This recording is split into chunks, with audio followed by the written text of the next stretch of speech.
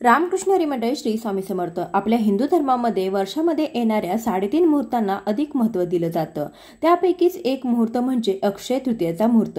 या दिवशी विवाह, गृहप्रवेश, सोने खरेदी, वाहन खरेदी यांसारख्या शुभ कार्यासाठी हा दिवस अत्यंत महत्त्वाचा ठरला जातो.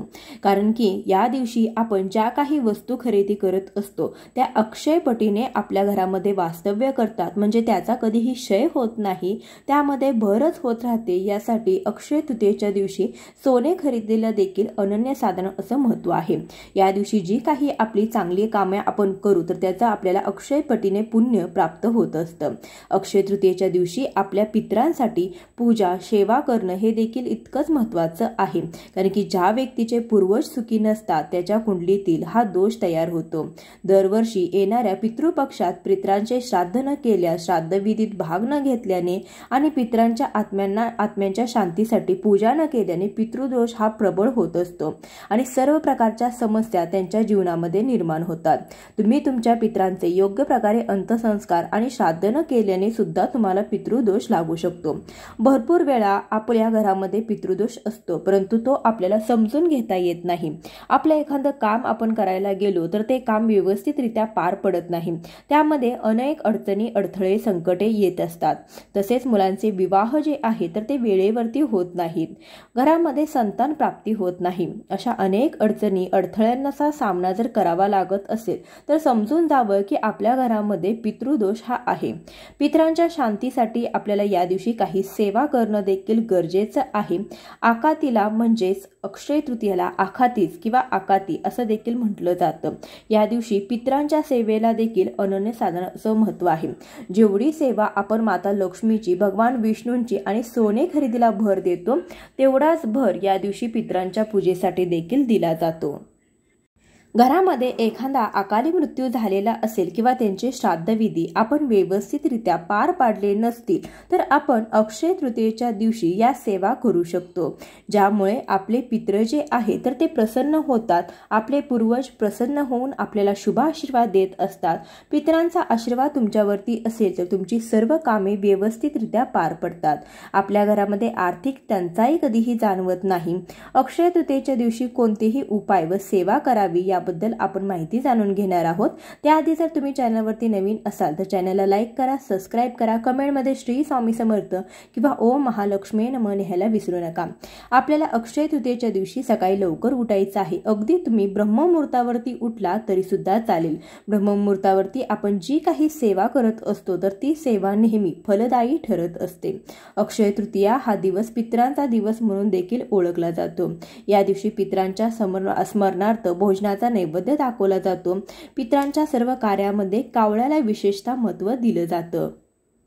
यंदा वैशाख महिन्याच्या शुक्ल पक्षातील तृतीया तिथी 29 एप्रिल रोजी संध्याकाळी 5:31 सुरू होत आहे आणि दुसऱ्या दिवशी म्हणजे 30 एप्रिल रोजी दुपारी 2:12 संपेल. उदय तिथीनुसार अक्षय तृतीयाचा सण हा 30 एप्रिल रोजी साजरा केला जाईल. अक्षय तृतीयेच्या दिवशी कावळ्याच्या रूपाने पितृ आपल्याला कौल देतात, आपल्याला भेटायला पृथ्वी तलावरती येतात अशी हिंदू धर्मामध्ये मान्यता आहे. त्यामुळे आपल्या पितरांचा आशीर्वाद मिळवण्यासाठी अक्षय तृतीयेच्या दिवशी कावळ्याला आपल्याला एक पदार्थ अर्पण करायचा आहे, खायला घालायचा आहे. कावळ्याने जर हा पदार्थ ग्रहण केला तर आपल्या घरातील पितृदोष निवारण देखील होईल व आपल्या पितरांच्या आत्म्यांना शांती देखील मिळेल. प्रथम आपण या दिवशी पितरांच्या शांतीसाठी एक दिवा घरामध्ये प्रज्वलित करायचा आहे. तर एका वाटीमध्ये किंवा प्लेटमध्ये थोडेसे तांदूळ घ्यायचे आहेत, त्यावरती हळदी कुंकू अर्पण करायचं आहे आणि आपल्याला तिळाच्या तेलाचा दिवा घ्यायचा आहे. मग तुम्ही मातीची पंती घेऊ शकता किंवा कणकेचा दिवा घेतला तरी पण चालेल. त्यामध्ये आपल्याला तिळाचं तेलच टाकायचं आहे. तुमच्याकडे जर तिळाचं तेल नसेल तर आपण जे तेल वापरतो ते तेल तुम्ही घ्यायचं आहे आणि त्यामध्ये तुम्हाला चिमूटभर तीळ टाकायचे आहे तरी सुद्धा चालेल. हा दिवा लावताना तो दक्षिण दिशेकडे तोंड करून दिवा लावायचा आहे. त्याची वात दक्षिण दिशेकडे पाहिजे. अशा पद्धतीने दिवा प्रज्वलित करा. आपण कधी पण दक्षिण दिशेकडे तोंड करून दिवा लावत नाही, परंतु जेव्हा पितरांसाठी, पूर्वजांसाठी हा दिवा आपण लावतो तेव्हा तो दक्षिण दिशेकडेच लावला जातो. कारण की दक्षिण दिशा ही पितरांची दिशा म्हणून ओळखली जाते. त्यामुळे आपल्याला याच दिशेला तोंड करून दिवा लावायचा आहे. तसेच या दिवशी आपल्याला ओम पितृदेवताय नमः, ओम पितृदेवताय नमः या मंत्राचा जास्तीत जास्त वेळा जप करायचा आहे। अगदी 108 वेळा तुम्हाला जप करणं शक्य असेल तर तुम्ही देवापुढे बसून हा जप करायचा आहे। त्यामुळे आपल्या पितरांच्या आत्म्याला देखील शांती मिळते आणि आपल्या घरामध्ये सुख, शांती, समृद्धी देखील येते। तर या दिवशी आपल्याला कावळ्याला एक पदार्थ खाऊ घालायचा आहे। आपल्याला थोडासा भात शिजवायचा आहे। अगदी वाटीभर असेल किंवा अगदी मूठभर तांदूळ जरी घेतले तरी सुद्धा चालेल। भात शिजवताना त्यामध्ये मीठ टाकायचं नाही, कारण की आपल्याला हा भात कावळ्यासाठी शिजवायचा आहे। हा भात शिजवून झाल्यानंतर थंड झाल्यावरती एखाद्या कागदावरती किंवा एखाद्या पुठ्ठ्यावरती किंवा तुम्ही एखाद्या पत्रावळीवरती किंवा केळीच्या पानावरती हा जो भात आहे तर तो आपण काढायचा आहे। यावरती थोडीशी खडी साखर देखील आपल्याला टाकायची आहे आणि आपल्याला हा भात जो आहे तर तो छतावरती नेऊन ठेवायचा आहे। जर तुमच्याकडे छत नसेल तर वरती जाणं शक्य नसेल तर तुम्ही घराच्या बाहेर देखील हा उपाय करू शकता। हा भात आपल्याला कावळा खाऊन जाईल अशाच प्रकारे तुम्हाला ठेवायचा आहे। घराच्या थोड्याशा बाहेर दक्षिण दिशेला तुम्ही हा भात जो आहे तर तो ठेवू शकता। तसेच आपल्या पितरांच्या शांतीसाठी अजून एक उपाय आपल्याला करायचा आहे। एक वाटी घ्यायची आहे, त्या वाटीमध्ये आपल्याला कावळ्यांसाठी पाणी ठेवायचं आहे। परंतु हे पाणी कशा प्रकारे ठेवायचं आहे, तुम्ही साखरेचं पाणी कावळ्यासाठी ठेवायचं आहे। जेव्हा तुम्ही हा भात ठेवत असाल तेव्हाच तुम्ही कावळ्यासाठी साखरेचं पाणी देखील ठेवायचं आहे, ज्यामुळे आपले पित्र जे आहे तर ते नक्कीच तृप्त होतील। आपण जेव्हा भात ठेवत असतो तेव्हाच आपल्याला पितरांचे स्मरण करायचं आहे, तसेच त्यांचा आशीर्वाद देखील घ्यायचा आहे। तुम्ही त्यांच्याकडे माफी मागायची आहे। माझ्याकडून तुमची कोणतीही सेवा झालेली नसेल, अगदी घरातील लहानांकडून मोठ्यांकडून तुमची कोणतीच सेवा झालेली नसेल तर मला माफ करा, पण इथून पुढे जशी होईल तशी मी तुमची सेवा नक्की करेन, मला तुमचा आशीर्वाद द्या असं आपण म्हणायचं आहे। तसेच पितृदेवतेचा मंत्र देखील आपण तिथे 11 वेळा म्हणायचा आहे। ओम पितृदेवताय नमः, ओम पितृदेवताय नमः हा मंत्र 11 वेळा म्हणा, किंवा जर तुम्हाला पितरांची नावं आठवत असतील तर तुम्ही त्यांची नावं देखील घेऊ शकता। आपल्याला वर्षभरातून एकदाच हा उपाय व सेवा करता येईल, त्यामुळे मनापासून आणि पूर्ण श्रद्धेने ही सेवा करा।